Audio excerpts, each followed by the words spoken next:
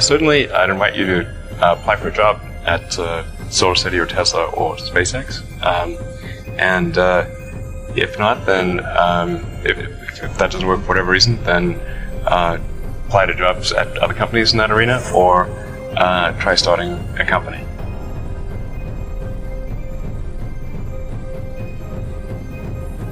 If you study engineering and you figure out how to design new things, then it's relatively easy to start a company. You just need to get a few like-minded people with you.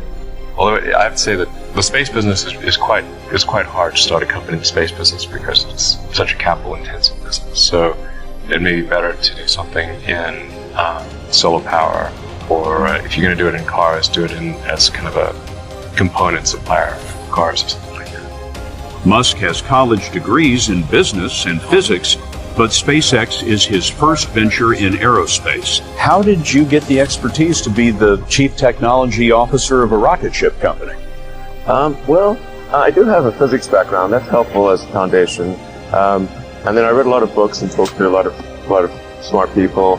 Don't just follow the trend. You may have heard me say that it's good to think in terms of physics approach, or first principles, which is, rather than reasoning by analogy, you boil things down to the most fundamental truths you can imagine, and you reason up from there.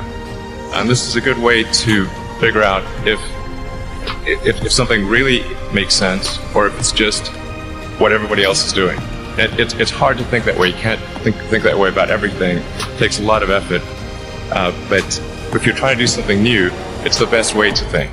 And that framework was developed by physicists to figure out counterintuitive things like quantum mechanics. So it's really a powerful method.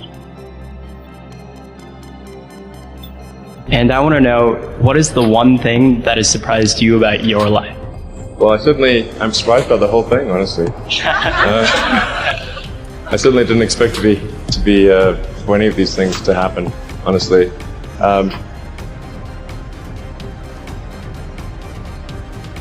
Yeah, I just knew I knew I wanted to be involved in technology, and in fact, the only reason I started a company back in '95, an internet company, was because I couldn't get it. There were only a few internet companies, and I couldn't get a job at any of them. So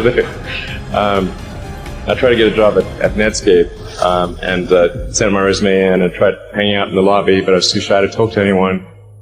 And then I was like, okay, well, I guess I'll have to start a company because I can't get a job anymore. Thank you.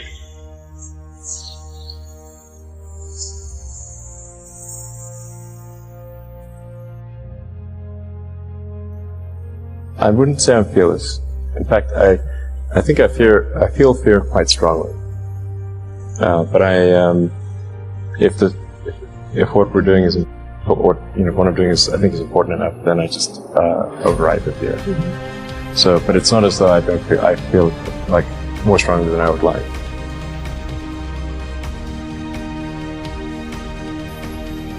I think also people tend to overweight risk on a personal level. It's one thing if you've got, a mortgage to pay and have support, and that if you were to deviate from your job, that, well, how are you going to feed your family and pay the rent? And okay, that's understandable.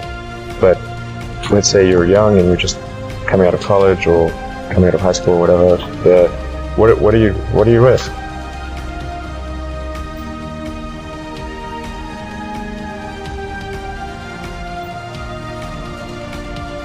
You're not going to stop.